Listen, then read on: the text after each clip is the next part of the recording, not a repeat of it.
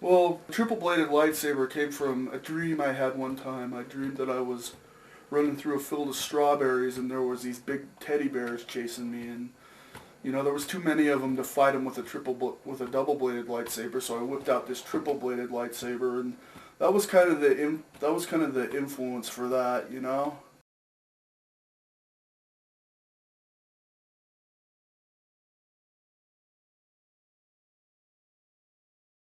How do you think George Lucas would feel about you making a film in his universe? I don't know. I think George would be cool with it because, after all, we're all fans. We all got to start out emulating somebody else. You look at George Lucas's career, and he made that fan film about Tron. THX 1138. And he did that Grease fan film, American Graffiti, and so, I think he'd be down with it.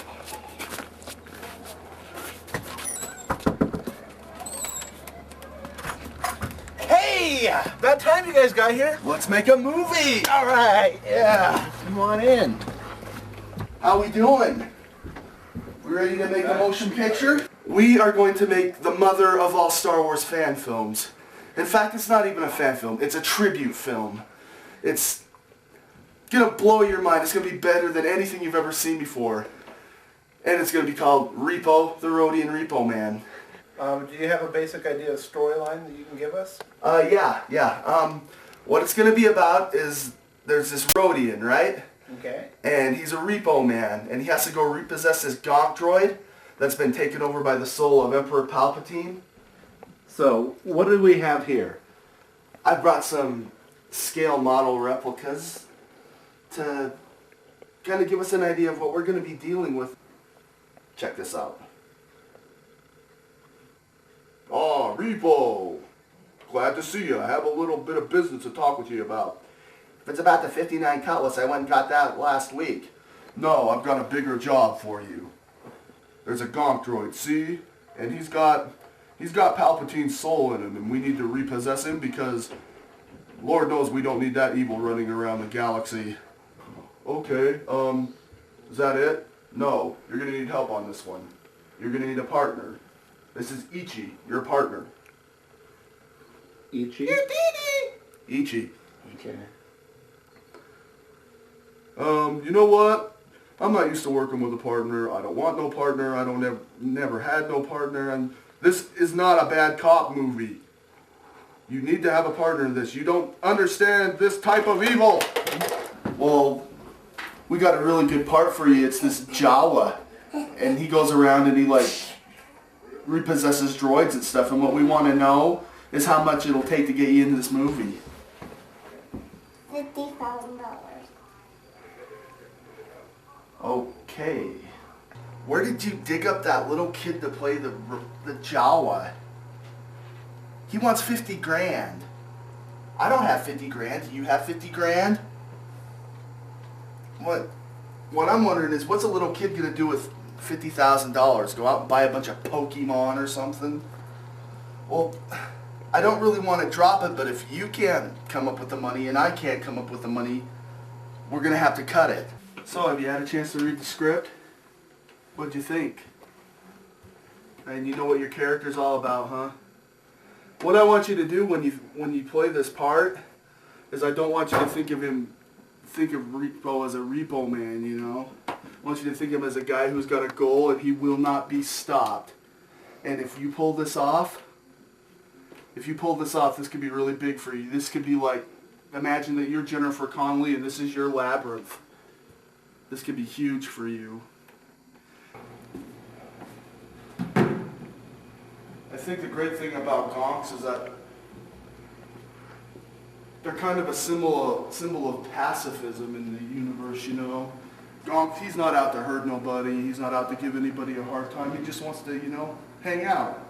And that's why I decided that, he should be the embodiment of evil in our film. Everybody expects you to have your embodiment of evil to be like Sith and, these bad guys, but, nobody sees Gonk coming. That's like getting hit by a freight train. Surprise, surprise. And I feel kind of like a proud father. Alright, see, the thing about your character is that you're like the heavy, so you gotta look heavy. You gotta act heavy. You gotta like be heavy and stuff. Cause you gotta, when people see you on the screen, there's gotta be no doubt that you like can do some bad stuff. Okay. And you know, I think I know what that's gonna take. I think a lot of it's gonna be like involved in shooting you from low angles and stuff, so you look, you know, big and bad. And of course the makeup's gonna help, and I've written you some pretty evil dialogue if you had a chance to look at that. Alright. How do you feel about working with a gonk?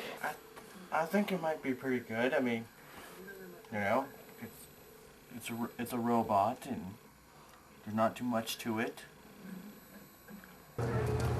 Hey! Hey!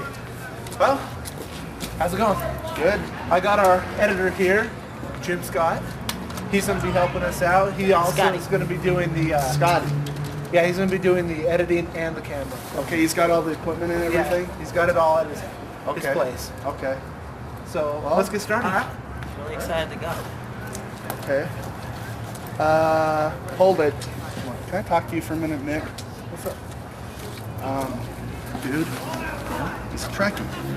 No, I don't think so. Look at that shirt. It's his glory days, man. Can't trust a Trekkie. Don't you know that? You know, I don't know what his problem is with me. I suppose it has something to do with the Trek thing. Yeah, I don't see what the problem is with that. There's not that much, you know, there's not that big a difference between Star Wars and Star Trek. I mean, because you know they both take place in the future, and on Star Trek we have the Borg, and on Star Wars they have the Cylons, and those are really similar, you know. Where's our Rodian? Oh, Rodian. Well, what happened, one of my guys called and, well, he talked to me and then the other guy talked to me. Anyway, from there, basically right now she's still working. She's not You're kidding! No! She's working? Yeah, it's okay. She knew to be here today. Didn't you tell her? Yeah. I mean, this is her one shot, you know? Everybody gets one shot. Trust me, we're just going to shoot around it. It's We gonna be can't okay. shoot around her. She's the star of the show. Oh my... How could she work when she was supposed to be here? Oh, I'm sure everything will work. I'm going down there, okay? Yeah. This is a crop. Well, don't forget we start filming I'll be soon. back. Get out of here. We got business. Okay, now I know you like your job, but there's a whole nother world out there that you can explore if you just take a risk. I mean, people have to take risks. Would America have been discovered if Moses didn't take a risk? I once had the opportunity to audition for a walk-on role in The Phantom Menace, but I couldn't get off work the day that the guy from Lucasfilms was going to be in town. I didn't think I'd get another chance at acting until this opportunity came my way. Okay, let's go. You have to wait, dude. Come on, you're not going to regret this. Alright, this is the best decision you've ever made in your life. This is going to make you like an international superstar or something.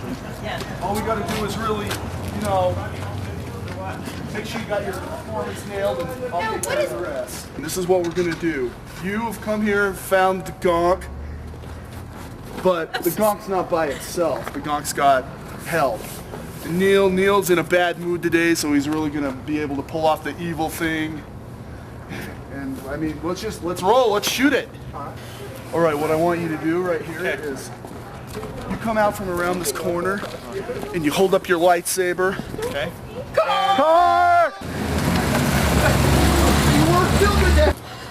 All right, okay, this is the moment of truth. This is where we really learn about your character, because when you come in and you see Gonk over here, you know, you think you can take him, but then you see Darth Checkerboard or Manson or whatever we're going to call him, and you realize that, you know, there's a little bit more to this than you thought. Gonk's got help. So this is where you have to decide, do I go through with this, or do I just run like a little Rodian baby? Right, what I want you to do here is start with a medium close-up on the Gonk, and then wide back to an establishing shot. And so what we've got going on here is the Gonk's going to say, you know, prepare to die. And then he comes out. So are we ready? All right. Prepare to die!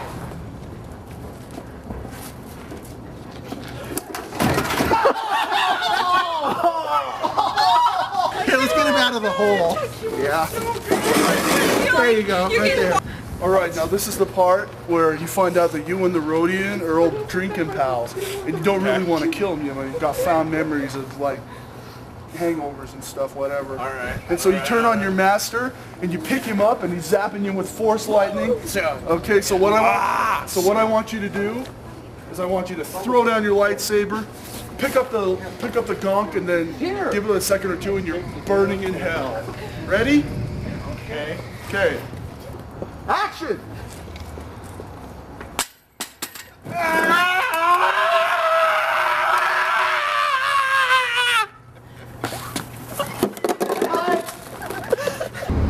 What about that dirt pile right there? That could work. So we're out assessing possible locations on our way to like go look at some places that I've already picked out, and, like get some shots and camera angles and set up for movement and stuff like that. But more than that, it's just bonding time with my DP here, because if you're not tight with your DP, you're gonna have problems. That is beautiful, man. Wow. That is just amazing. I have no idea what that has to do with Star Wars, but that's going in my movie. Yeah. You know, maybe Nemoidians, you know, maybe they like pretzels, although, you know, Newt Gunray seems like more of a cracker guy to me. Yep. You know who that is, don't you? Yeah, real white guy. Everything you know about movies is wrong.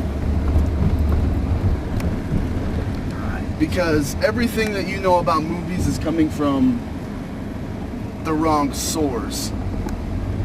So what I think we need to do is, after we get done here, we need to go and I need to sit you down and we need to watch Star Wars, okay? Oh, I've watched both films. Both films. There's 4. Oh, they make new ones? What are you hoping to gain from working on a Star Wars fan film? Well, after the Trek fan films I got, I decided I needed to branch out. So, you know, I thought Star Wars was a good direction to go. After this, I've got a Doctor Who fan film lined up that I'm DPing for. You know, maybe Babylon 5 down the line somewhere, you know. It could go all sorts of directions for me. Alright, well, it's the last day of principal photography. I'm on my way to location right now. We're going to shoot the first scene of the film today, because it's good luck to shoot your last scene first and your first scene last, you know. And it turned out to be a pretty nice day. The clouds are kind of cooperating, and that is a cool building. This is the scene where you feel a tremor in the force, and you come here and you see Gonk, and you know, you just feel evil. And so for the good of the galaxy, you've got to wax that sucker. But before you can get your lightsaber out, he puts the force choke on you, so you know. Yeah, exactly. That's so method. So what kind of training do you bring to this role as this Jedi? I have been engaged in various forms of martial arts since I was first grade. I was in judo for a while, and then on my entire elementary school I did various forms of karate, and now I do various forms of taekwondo. And I've spent many a night practicing blindfolded, doing this against a mirror, sometimes while naked as well. Action!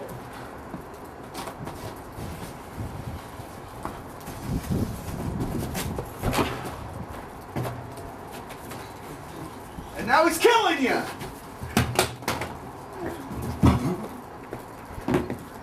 Fabulous! Print that!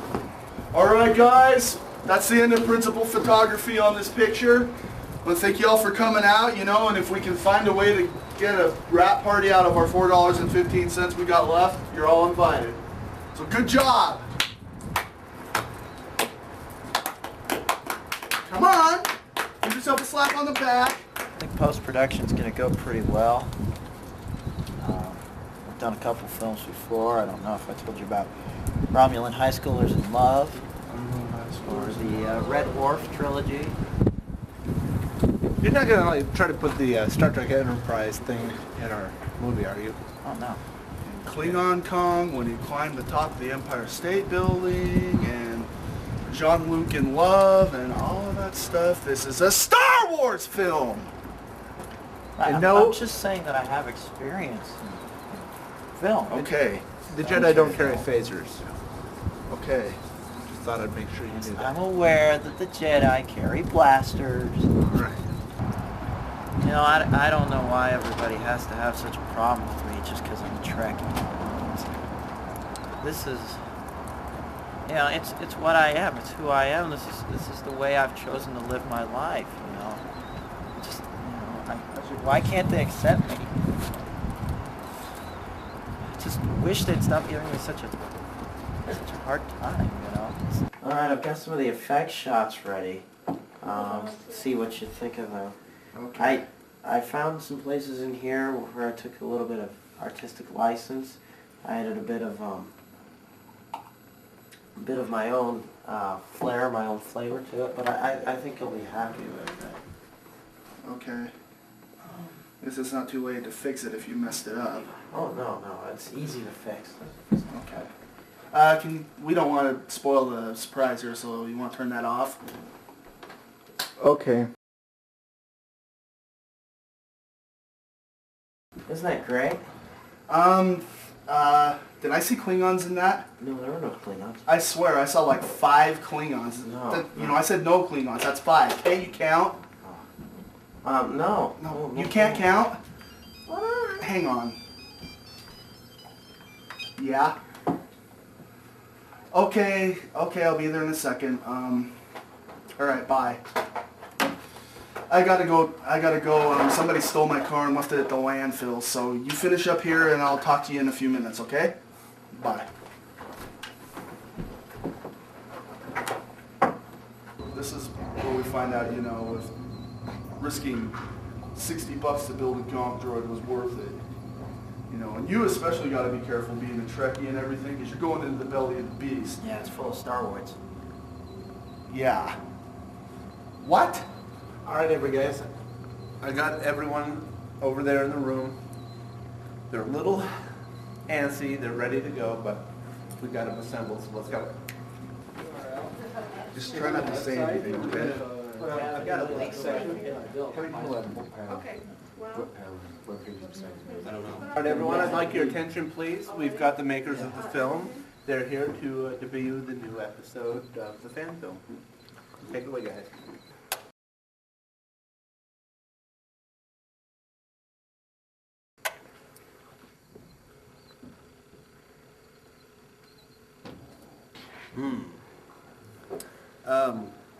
We have a problem with your film. I noticed a scene with Klingons. Okay. You put Klingons in my movie? What were you thinking?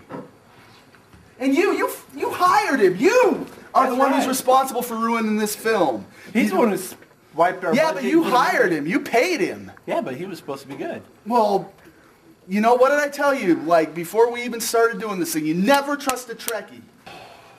Well, I hate to be the bearer of bad news, but Section 3.5 of the club bylaws states that any inclusion of any Star Trek material in any IFSWA project or activity is grounds for suspension from the IFSWA. So therefore, I have no choice but to suspend the 3 of you from the IFSWA. You can't suspend him. He's not even a member. Kick him out of the building.